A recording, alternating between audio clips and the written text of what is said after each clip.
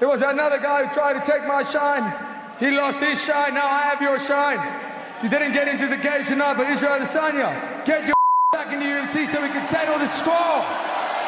Dricus du Plessis is about to make his first title defense since beating Sean Strickland back at UFC 297 this weekend at UFC 305, and he is looking right down at one of the biggest stars in the business.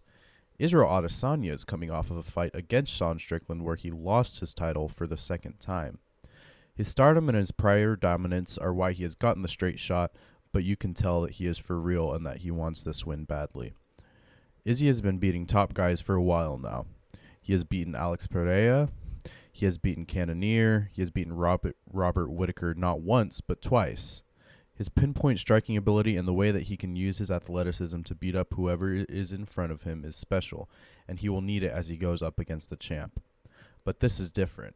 This is the Battle of Africa, as he calls it, and it will be for real.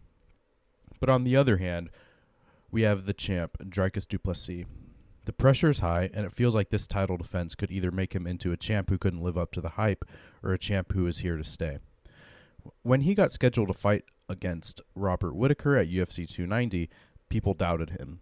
He looked good in a previous fight against Darren Till, but Darren Till is no Robert Whittaker.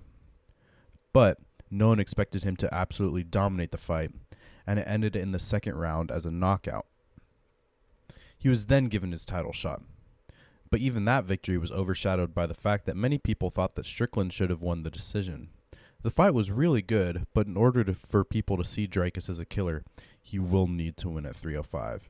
He's a very physical fighter, and while some people may call him sloppy in the way that he does certain things, he can use his strengths and swing a fight his way very easily. He has been a composed, durable fighter, and he's game planned very well. His team has set him up for success.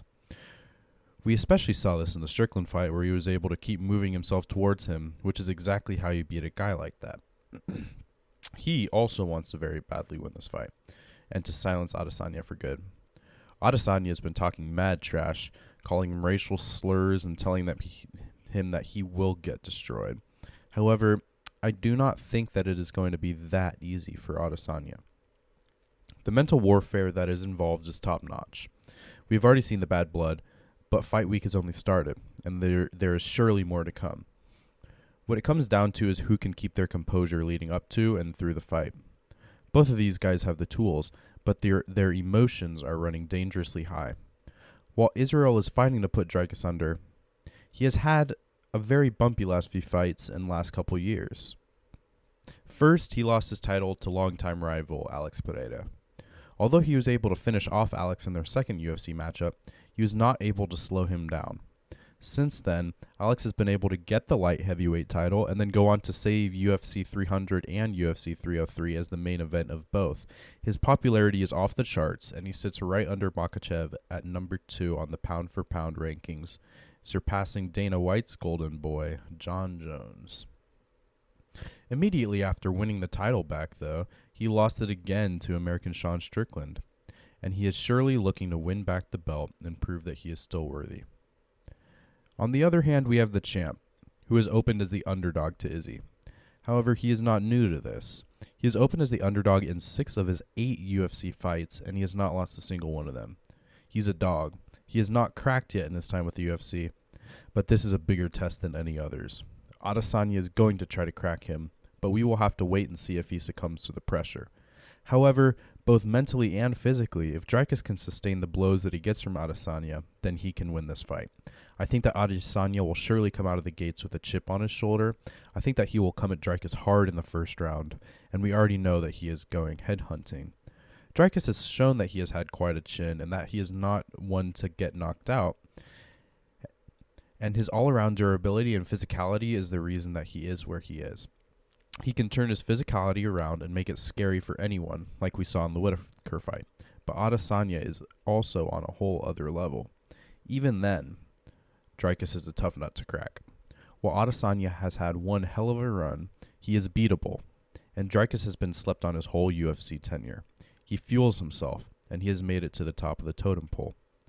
But in order to win, he will need to wear Adesanya down. Dricus is known for his durability, and if he can control the pace, he can win the fight. All eyes will be on Adesanya, but I am honestly tired of people using the popularity bias and past history to look away from DDP.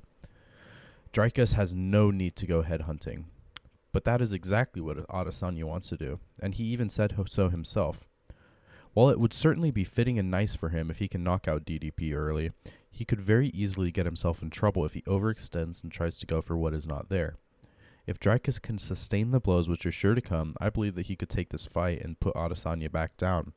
Then maybe we can see Adesanya finally fight for something other than a title, rather than allowing him to just skip the line every time he loses. Don't get me wrong, Adesanya could very well knock the daylights out of Dricus, but Dricus is smart and his coaches are smart. His game plans have been spectacular, and I'm sure that they've game planned well for whatever Adesanya will throw at him. So, in the end, I believe that Adesanya will lose to Dricus du Plessis in a decision. And although he is one of the best in the UFC, he will need to take a step back after he gets humbled this weekend. Thank you all for watching and making it to the end of this video. Like and subscribe for more content, and I hope to see you all in the next one.